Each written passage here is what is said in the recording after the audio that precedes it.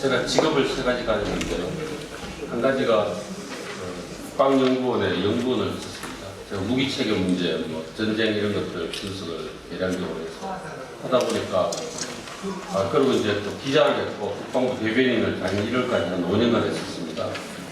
근데 제가 국방연구원에 연구를 하고 있을 때 당시가 1988년 말인데, 그러니까 89년부터 이제 국방정보본부에서 북한 핵 능력을 좀 평가해달라는 과제가 왔습니다. 당시만 해도 이제 북한 핵 문제를 전혀 모를 때입니다. 그래서 비밀로 해서 평가를 했는데, 그걸 평가한 지 이제 28년 지났습니다. 28년 지났고, 28년 동안 저는 계속 북한 핵 문제를 이제 보고 왔었는데, 이제는 정리를 할 때가 왔습니다. 28년간 왔고, 김정일은 핵실험을 3년만에 한 번씩 했는데 김정은은 1년에 2번 했습니다. 김정일은 왜 3년만에 한 번 했겠습니까? 일반적으로 핵무기 개발하는 것은 하루 내지 이틀 만에 배수발을 한 번에 터뜨리고 끝냅니다.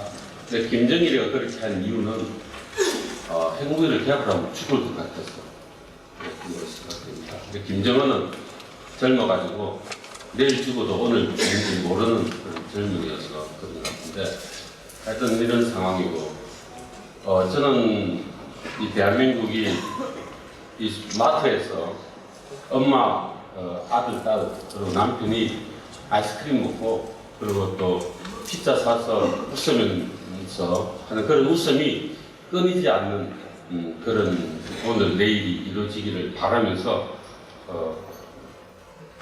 질문하겠습니다. 제가 보기에는 앞에 두 분께서 여러 가지 말씀하셨는데, 지금 북한 핵 능력은 상당히 와 있습니다. 그래서 본래는 이미 핵무장을 했으리라고 보는데, 북한이 6차 핵 실험을 오래 하고 그러고 핵무장을 하려고 했던 것 같아요. 그런데 미국하고 중국 등이 이제 계속 못하게 하니까 6차 핵 실험을 못해서 이제는 시간이 없어서 핵무장으로 들어간다, 이렇게 생각이 드는데, 앞으로 제가 보기에는 시나리오가 이 세 단계로 시나리오가 이루어집니다. 3단계에 걸친 북한은 핵무장을 할 것입니다. 1단계 핵무장은 북한이 현재 가지고 있는 플루토늄 약 50몇 킬로그램 갖고 있습니다. 그걸 가지고 8발에서 10발 정도의 핵무기를 추가 핵실험 없이 그냥 만들 수 있습니다. 이건 아마 제가 보기에는 올해 말까지 핵무장을 한다 생각이 듭니다. 그럼 핵무기를 만들면 어디에 갈 것인가? 아까 송 교수님, 송 박사님께서 여러 가지를 제시를 했는데, 제가 보기에는 노동미사일에 갑니다. 왜냐하면 노동미사일이 북한이 갖고 있는 탄도미사일 중에서도 탄도가 제일 큽니다. 그래서 소형화하기가 아무래도 좀 덜 소형화해도 실을 수 있습니다. 그래서 이 노동미사일은 사거리가 1300km입니다. 일본하고 한국을 동시에 협박할 수 있는 그런 겁니다. 그래서 연말까지 아마도 노동미사일에 한 8발, 맥시멈 10발까지 핵무장을 할 것입니다. 2단계 핵무장은 6차 핵실험을 해야 됩니다. 왜냐하면 북한이 이 플루토늄으로 가지고 핵실험을 한 3번쯤 한 걸로 보고, 우라늄 핵실험은 한 밖에 안 하기 때문에 아마 한 번 더 하려고 할 겁니다. 그래서 6차 핵실험에 목을 걸고 있고 이미 준비는 다 해놓은 상태입니다. 6차 핵실험을 하면은 북한이 갖고 있는 적어도 300~400kg의 고농축 우라늄을 가지고 수십 발을 만듭니다. 이 해외 전문가들 평가에 따르면 20발에서 100발 정도 받는다고 합니다. 그래서 평균 잡아서 50발쯤으로 중간값으로 보자, 이렇게. 여기에는 뭐 이론이 없습니다. 그렇다면 2차 핵무장은 뭐 대체적으로 한 50발 정도의 핵무장을 하는 겁니다. 여기에 그걸 하게 되면 다양한 종류의 이제 탄도미사일에다가 붙일 겁니다. 3차 핵무장은 ICBM, 북한이 지금 발사하려고 하는 ICBM의 탄두로 핵무기를 붙이는 겁니다. 그래서 미국의 뉴욕까지 때릴 수 있는 걸 가지고 그게 3차 핵무장으로 보는, 3단계 핵무장으로 보는데, 이것도 의미가 있습니다. 일단 이 1, 2, 3단계 핵무장은 전혀 연관관계가 없는 것 같은데, 이 종속관계가 있습니다. 1단계 핵무장은 아무 상관없이 지금 올해까지 할 수 있는 것이고, 2단계 핵무장을 하려면 핵실험을 해야 되는데, 또 3단계 핵무장 하려면 ICBM 시험 발사를 해야 되는데 이걸 하면은 미국이 때리겠다고 지금 이야기를 하고 있습니다. 그런데 이게 좀 우리의 딜레마가 있습니다. 1단계 핵무장을 하고 나면은 미국이 때릴 수가 없습니다. 왜냐하면 미국이 때리면 북한 이미 노동미사일의 핵탄두를 달고 있기 때문에 그렇다면 우리는 주인 미군을 때리겠다, 편택을 때리겠다 이렇게 하게 되면 결국은 미국이 제재를 못하게 되는 결과가 옵니다. 그래서 지금 우리 시간이 별로 없는 게 연말까지 적어도 북한 핵 문제를 어느 정도 해결해야 된다 이런 게 나오는 겁니다. 그래서 1단계 핵무장을 하게 되면은 북한은 재래식 도발을 굉장히 하기 쉽습니다. 왜냐하면 기포반도 같은 데를 사실은 북한이 집중하면은 며칠이면 점령할 수 있습니다. 점령하고 나면 한미연합군이 복원하려고 이제 회복하기 위해서 대응 작전을 하겠죠. 연합사는 작전 계획을 발휘할 텐데 북한 핵무기를 갖고 있는 상태에서는 재래식 작전 계획이 별로 작동하지 않습니다. 북한이 그러면 우리는 당연히 핵으로 대응하겠다 하면 어떻게 하겠습니까? 미국이 그렇다고 해서 북한이 핵을 쓰지도 않았는데 평양에다가 핵무기를 떨어뜨릴 수는 없을 겁니다. 평양에 미국이 갖고 있는 핵무기 하나 떨어뜨리면 적어도 280킬로톤, 그러니까 히로시마 떨어진 것에 약 15배, 20배쯤 되는 겁니다. 그럼 평양은 싹 없어집니다. 그 미국 대통령이 대처 못합니다. 그렇기 때문에 북한이 이제 기포반부터 먹고 백령도 먹고 이런 일을 계속 반복하게 되면은 우리 대한민국은 혼란에 빠지게 됩니다. 아마 우리 여의도 우리 정치권도 화전파와 주전파로 바뀔 겁니다. 깨질 겁니다. 그래서 이런 상황이 발생이 되고 2단계 핵무장을 하게 되면은 1단계 핵무장하면 2단계를 못 막는다고 했지 않습니까? 2단계 핵무장을 하게 되면은 북한은 감당 못하는 핵국가가 됩니다. 이거는 뭐 정말로 그때부터는 걷잡을 수가 없습니다. 우리가 대응할 수가 없습니다. 3단계 핵무장하면은 뉴욕을 때릴 수 있다고 그러는데 당연히 미국은 핵무기도 많고 나라도 넓고 북한은 핵무기 몇 발 되지 않고 좁지만은 미국이 이길 것 같지만 못 이깁니다. 왜냐하면 뉴욕에 핵무기 한 발 떨어지면 일시에 30만 명이 죽습니다. 적어도 시간이상 100만 명 이상 죽을 겁니다. 그런데 평양에 떨어져가지고 200만 명이 죽어도 김정은은 눈서kam지하지 않습니다. 미국은 30만 명 죽으면 정권이 무너집니다. 미국은 민주주의 나라고 북한의 인권을 중요하지 않은 나라입니다. 그러니까 결국은 미국은 북한과 협상을 할 수밖에 없습니다. 평화협정 맺고 군축협상하고 남한은 배제하고 미국하고 북한끼리 하는 거죠. 그런 상황이 됩니다. 그래서 이거는 그 최악의 상태로 가게 됩니다. 근데 그 중간에 2단계 핵무장을 해가지고 북한의 목표는 뭐겠습니까?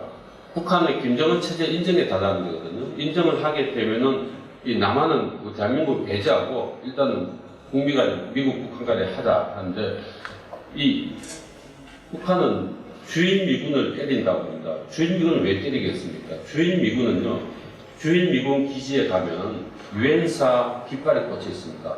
유엔사 후방기지입니다. 전쟁이 나면은 주인 미군을 통해서 한국을 다 도와주게 돼 있습니다. 그런데 주인 미군이 도와주면은 주인 미군을 핵으로 때리겠다고 북한이 나오면 일본 사람들이 어떻게 나오겠습니까?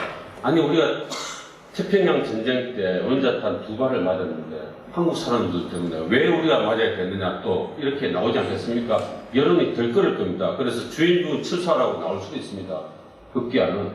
그렇게 되면은 주인 미군이 빠지게 되면은 미국의 군사력은 하와이에서 괌까지도 후퇴하게 됩니다. 이것은 태평양 전쟁 이전의 상태로 돌아가는 겁니다. 그러면 중국 견제 전혀 안 됩니다. 예, 그런 미국으로서는 이런 전략적 후퇴는 용납이 안 될 겁니다. 그래서 미국이 앞으로 선택해야 됩니다.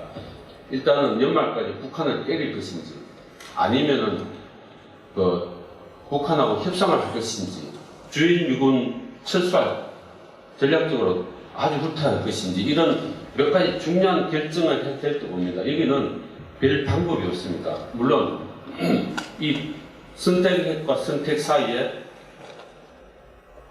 이제 협상이 이루어지겠지만 하여튼 굉장히 우리는 딜레마에 이루어졌는데 있는데, 그래서 저희들이 이런 상황에서 이분대 끝내라고 해서 송 박사님 무슨 또 말씀 오래 하셨는데 네, 조금만 더 하겠습니다. 왜냐하면 지금까지 서론이었습니다. 그래서 지금 우리 이 상황을 너무 심각하고 여기에서는 선택의 여지가 별로 없고 미국은 우리 친구들 중에서도 몇 개 아무것도 없어도 선의로 봐주는 사람이나 대상이 있고, 어떤 사람은 힘이 있어야 선의로 봐주고, 어떤 사람은 항상 악의로 대하는 이런 상대가 있는데, 미국은 선의로 대할 수 있고, 중국은 우리가 힘이 있어야만 선의로 대해주고, 북한은 무조건 악의로 나오는 겁니다. 그래서 우리가 지금 여러 가지 정책들이 나오는데 같은 반지를 놓고 판단하면은 절대로 오판인 겁니다. 그래서 이런 걸 생각을 하고 우리가 그럼 앞으로 어떻게 될 것인가. 보시면은 잠깐만 63페이지, 62페이지 보시면요. 빨리 나가겠습니다. 지금 상황이 미국이 어떤 판단을 할지 모르고 상황이 어떻게 전개될지 알 수 없습니다. 그런데 해야 될 건 딱 세 가지로 나와 있습니다. 나와 있기 때문에 우리는 사실은 테이블 위에 우리도 모든 걸 다 준비를 해야 됩니다. 그래서 일단은 우리 스스로 재래식적으로 막을 수 있는 옵션, 국방부에서 이야기하는 삼축체계, 북한의 탄도미사일을 북한이 발사하기 전에 제거하거나 또 북한이 발사하면 우리가 요격을 하고 또 그것도 안 되면 우리가 북한에 우리 특전사를 투입해서 북한 대량 응징 보복하는 이런 삼축체제를 기본적으로 준비를 해야 되고, 그리고 북한이 핵무기를 쏘면요 막을 수 있어야 되지 않습니까? 지금 현재 우리가 갖고 있는 패트리엇, 앞으로 우리가 개발한 MCM이라고 하는 것은 배치된 데가 굉장히 제한되어 있습니다. 그런데 이 사드는 적어도 중부권, 남부권 다 막을 수 있습니다. 이 사드 한 발이 요격할 수 있는 능력이 85%입니다. 두 발을 가지고 요격을 하면 97% 이상 요격 확률이 98%가 됩니다. 그래서 웬만하면 요격을 할 수 있기 때문에 이 사드는 환경영향국가 지금 한다고 하는데 이거는 규정상 새로 하는 것은 잘못된 겁니다. 예, 규정이 없는 걸 지금 한다고 하는데 이거는 빨리 배치를 해야 된다고 봅니다. 이거는 국민의 안위를 도외시한다고 저는 생각이 듭니다. 박수 한번 칩시다.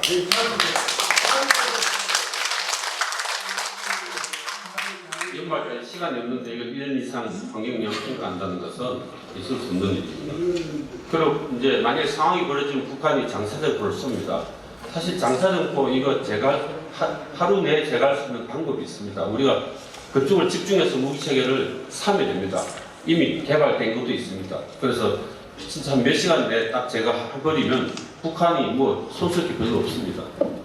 그리고 이것도 안 되면은 북한, 아까도 앞에서 나왔지만 미군 전술핵을 한반도 재배치할 수밖에 없습니다. 그걸 요구를 해야 됩니다. 미국에 강력하게 요구를 해야 됩니다. 그리고 이제 만약에 북한이, 미국이 전술핵 재배치를 안 한다며 안 해준다고 나오면은 우리는 핵무장 준비선언을 해야 됩니다. 바로 핵무장 들어가지 말고 핵무장 준비선언을 외교적으로 하는 겁니다. 이거는 여러 가지 효과가 있는데, 우리가 준비선언 하면은 일본을 압박하게 되고 일본 핵무장 하려고 하고 대만까지 압박을 주기 때문에 중국이 압박을 받아서 결국은 북한을 제재하는데 그 강하게 기름을 장거든 자겠죠. 그리고 이제 만약에 이것저것 안 돼서 우리가 핵무장을 해야 되는 상황이 오면 이게 명분이 되는 겁니다. 우리가 그렇게 경고했음에도 불구하고 우리도 할 수밖에 없다. 이런 게 되고, 그리고 우리가 이제 이 중에 한 가지 앞에는 미국의 핵 벙커버스트라는 게 있습니다. 그거를 유사시에만 한반도 밖에 괌에 있는데 이 핵 벙커버스트를 유사시에만 한반도에 우리 오산이나 우리 공군기지에 가져와서 한미 공군이 같이 우리 공군기에 붙여가지고 북한이 핵을 쓰면은 북한의 지동 벙커를 붕괴시키는 겁니다. 이거 때리면은 핵 벙커버스트를 때리면은 북한의 전쟁 지도부 지하 벙커가 거의 부서집니다. 이 말은 북한이 핵을 쓰면은 북한 전쟁 지도부는 전부 다 죽는다라고 하는 이 등식을 알려주는 겁니다. 그렇게 되면 김정은이 핵무기를 쓰려고 하면 옆에 있는 참모들이 우리가 왜 같이 죽어야 되느냐라는 말이 나오지 않겠습니까? 그래서 김정은을 그 사람들이 죽일 수도 있습니다. 그래서 혼란을 일으킬 수도 있고 너희들이 핵을 쓰면은 반드시 지구상에서 너희들은 소멸된다라는 걸 알려줘야 되는 겁니다. 그래서 이걸 발표를 해야 됩니다. 그리고 우리가 핵무장을 이행 결정하는 아까 말씀 나오신 거고 어쩌면 이 마지막 그 8번째 동그라미 되어 있는 게 가장 좋은 옵션이 될 수도 있습니다. 이건 뭔가 하면은 여러 가지 지금 일을 할 수 있는 형성이 되어 있는데 북한의 핵과 미사일만 미군의 한반도 바깥에 있는 미군 전력으로 그냥 외과 수술식으로 도려내는 겁니다. 근데 이거 할 수 있습니다. 95% 이상 성공할 수 있고요. 이걸 하더라도 중국은 사실상 지금 외교적으로 이걸 허용해 놓은 상태입니다. 황구시보에서 미국이 북한에 대해서 핵미사일 지급을 하기 위해서 군사력으로 사용한다 하더라도 중국은 외교적으로는 항의하겠지만 군사적 개입하지 않겠다고 이미 황구시보를 통해서 나왔습니다. 이거 황구시보가 그냥 쓰는 게 아니거든요. 그래서 이걸 하게 되면 북한의 핵과 미사일을 아주 효과적으로 제거할 수 있습니다. 근데 이렇게 하면 다들 전쟁 난다고 다들 이야기합니다. 이 전쟁 난다는 거는 이걸 전면전이라는 이야기인데요. 이거는 절대로 전면전을 안 가고 그냥 외과적으로 딱 도려내고 국지전으로 좀 하다가 그리고 식어버립니다. 식어버리면 어떻게 되는가 하면 북한 내부에는 이런 상황이 벌어집니다. 북한 이미 장사력부터 우리의 능력이 제거되고 핵미사일 제거되고 나면은 사실 쓸 게 별로 없어요. 갖고 있는 게. 전투기 떠가야 다 유혹되거든요. 저 뒤에 있는 전차가 내려와요. 그건 너무나 시간이 오래 걸리고 거기에다가 전면전 준비를 하려면은 적어도 몇 주가 더 걸립니다. 근데 그동안 국제사회에서 그만하라고 그러겠죠. 그래서 이 상황이 냉각이 됩니다. 냉각이 되고 다시 시작할 수 없습니다. 그럼 그렇기 때문에 북한 내부에는 김정은도 믿었더니만 아무것도 아니지 않느냐 해서 리더십 체인지가 일어납니다. 리더십 체인지가 일어나는데 김정은은 백두혈통이라서 자기 마음대로 했지만 그 다음 리더십은 마음대로 못합니다. 국민을 위한 걸 해야 돼요. 주민들을 위한 걸 해야 되는데 그게 뭐겠습니까? 잘 살 수 있게 해야 되는 거거든요. 그럼 잘 살 수 있게 하려면 경제를 활성화하고 개방해야 됩니다. 그러면 저절로 개방이 되는 겁니다. 그게 그렇게 되면 몇 번 리더십 체인지 되면 그건 진짜 평화 통일로 갈 수 있는 북한이 도발할 수 있는 방법이 없고 방법은 살 길은 경제 개방밖에 없기 때문에 그거야말로 평화 통일로 갈 수 있다. 그래서 어쩌면 8번째 방법이 가장 돈을 적게 쓰고 희생이 적고 끝낼 수 있는 방법이라고 생각이 듭니다. 그래서 미국이 군사 제재한다고 해서 너무 걱정할 필요는 없다고 봅니다. 힘의 우위에 의해서 이미 결정이 되어 있는 상태입니다. 그래서 한미동맹이 그래서 매우 중요하고 그런 차원에서 지금 한미동맹을 흔들면 되지 않는다. 세상에서 유일하게 선의로 그래도 우리를 인정해 주는 게 미국이고 미국 그걸 기준으로 해서 탄생된 나라이기 때문에 중국은 절대로 믿을 수 없습니다. 중국은 힘으로 대응하지 않으면 완전 무시합니다. 그렇게 하시고 한미동맹이 잘 돼야 되고 핵 문제가 올해 안에 빨리 잘 해결이 돼서 정말 마트에서 항상 웃음소리가 나는 대한민국을 기대하면서 마쳤습니다.